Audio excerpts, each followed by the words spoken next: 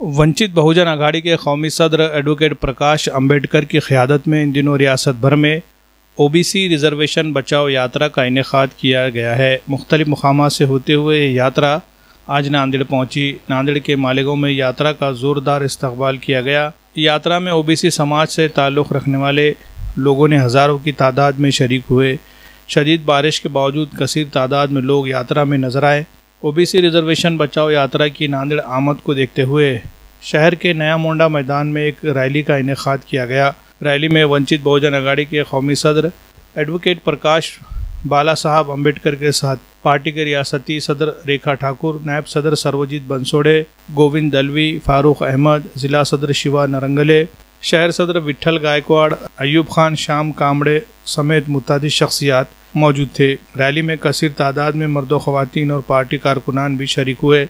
Rally के दौरान प्रकाश अंबेडकर ने खिताब करते हुए कहा कि ओबीसी रिजर्वेशन खतरे में आ गया है। इसको बचाने के लिए वंचित बहुजन आघाड़ी की जानिब से की जा रही कोशिशों में ओबीसी समाज के लोगों को बढ़ चढ़ कर शामिल होना ज़रूरी है।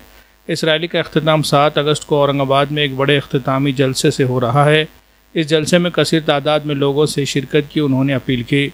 रैली से वंचित बहुजन आघाड़ी के रियासती सदर रेखाताई ठाकुर, गोविंद दलवी, सर्वजीत बंसोड़े और नायब सदर फारूक अहमद ने भी खिताब किया, जिसमें उन्होंने ओबीसी रिजर्वेशन को ख़त्म करने के लिए हो रही कोशिशों की तरफ निशानदेही की और इस मसले पर तमाम पार्टियों को तनकीद का निशाना बनाया।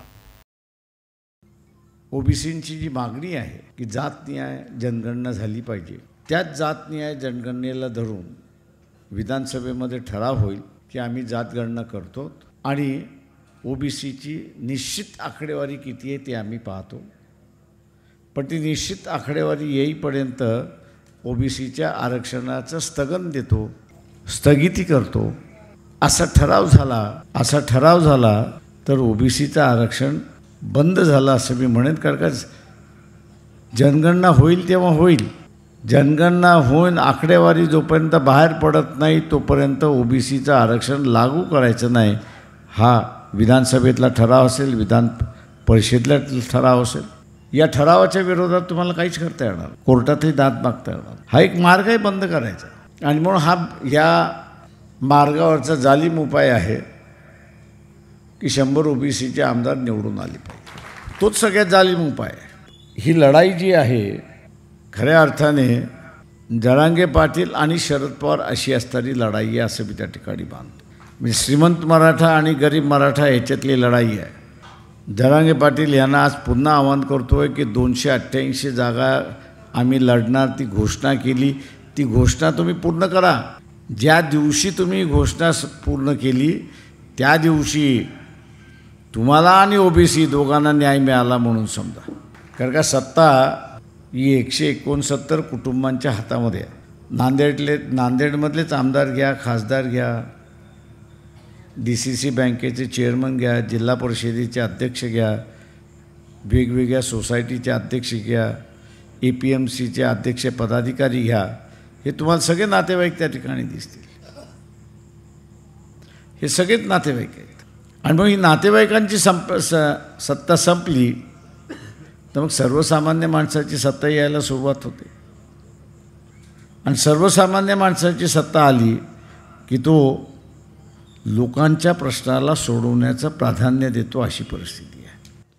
हा या ठिकाणच्या समाजशास्त्राच्या तज्ञांनी अभ्यास करून समाजाचा द्यायचा कार्यक्रम आहे, परंतु जरांगेंना ते माहीत नाही। आणि दुसरी महत्त्वाची गोष्ट या ठिकाणी लक्षात घ्या की बाबासाहेबांच्या मनामध्ये समतेचं मूल्य हे पुरेपूर ठसलेलं आहे। ते आपल्याला समतेचा आणि बंधुत्वाचा मूल्य देतात, संदेश देतात आणि त्यासाठीच आरक्षण देखील त्यासाठीच आहे। परंतु ज्यांना आरक्षण समजलं नाही त्यांनी आरक्षणाच्या विषयावरती जे तारे तोडलेले आहेत त्यांनी आरक्षणावरती खूप वेगवेगळ्या प्रकारची टीका या ठिकाणी केलेली आहे। गरिबांना आरक्षण द्यावं, आर्थिक आधारावरती आरक्षण द्यावं, आरक्षणामुळे गुणवत्ता घसरते, या प्रकारचे अनेक आरोप आहेत, त्याच्या खोलात मी जात नाही। परंतु सर्वात महत्त्वाची गोष्ट अशी आहे की आरक्षणाचं अधिष्ठान हे समता आहे, समतेवर अधिष्ठित आरक्षण आहे. आता ज्यावेळेस या ठिकाणी आपण असं म्हटलं की 55 लाखांच्या नोंदी ज्या तुम्ही केलेल्या आहेत कुणबीच्या, त्या रद्द करा. एका बाजूला ह्या नोंदी करताना किंवा त्याच्यामधनं सर्टिफिकेट देताना खूप मोठ्या प्रमाणावरती खाडाखोड आणि चुकीच्या पद्धतीने सर्टिफिकेट देण्याचं काम झालेलं आहे. आणि दुसरं महत्त्वाचं जो आहे की हे असं म्हणत आहेत की ज्यांच्या 100 वर्षापूर्वीच्या कुणबीच्या नोंदी आहेत त्यांना कुणबीचं सर्टिफिकेट द्या.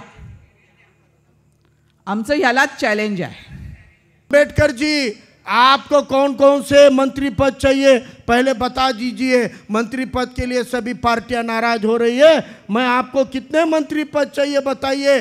तो बाळासाहेब आंबेडकरांनी सांगितलं की जर तुम्ही सत्तेमध्ये आल्यानंतर मंडल कमिशन लागू करून ओबीसीला आरक्षण देणार असाल तर मला एकाही मंत्रिपदाची गरज नाही, बिना मंत्रिपदाच्या सरकारमध्ये राहोत. हे बोलण्याचं धाडस आदरणीय बाळासाहेब आंबेडकरांनी केलं होतं. एके वेळी डॉक्टर बाबासाहेबांना ओबीसी आरक्षणासाठी मंत्रिपदाचा राजीनामा द्यावा लागला आणि ओबीसीच्या आरक्षणासाठी बाळासाहेबांनी मंत्रिपदाला लाथ मारण्याचं काम केलं होतं. हे आंबेडकर आहेत, हे आंबेडकर आहेत जे इतर सर्व समाज घटकांना न्याय देण्यासाठी लढतात.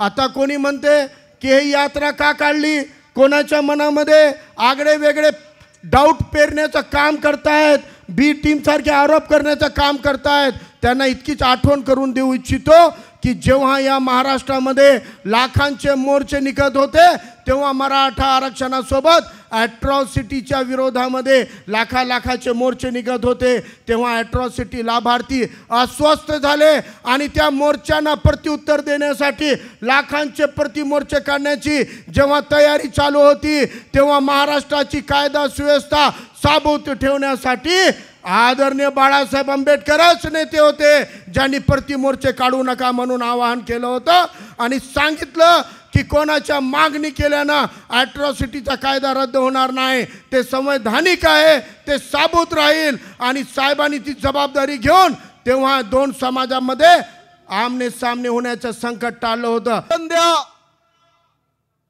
पण या बदमाश लोकांनी चोर दरवाजाने 55 लाख प्रमाणपत्र काढले आणि ओबीसी मध्ये जी घुसपेट केली त्या घुसपेटचा विरोध करण्यासाठी बाळासाहेब आंबेडकर मैदानात आहेत.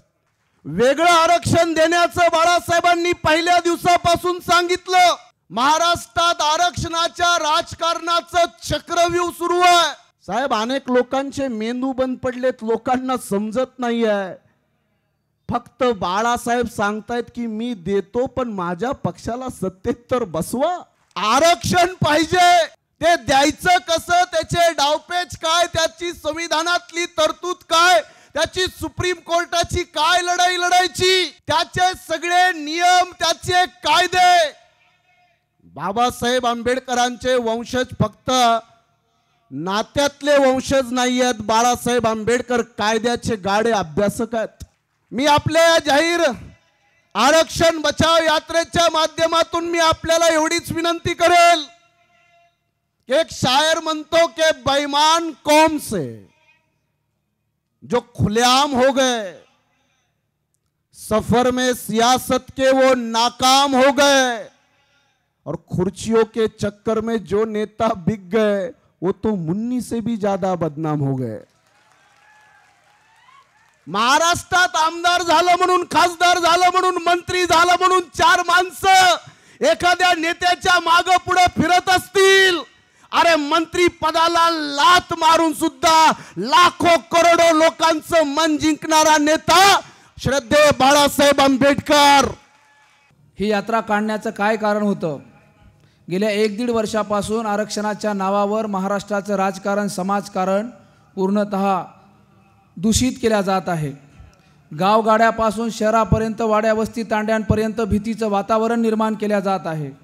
अशा दहशतीच्या वातावरणात कोणी स्वातंत्र्याचा हुंकार म्हणून कोणी जर मुक्तपणे बोलण्याचा प्रयत्न केला तर त्याच्या छोट्या मोठ्या जात जमातीचा आवाज वेगवेगळ्या पद्धतीनं दाबल्या जात आहे.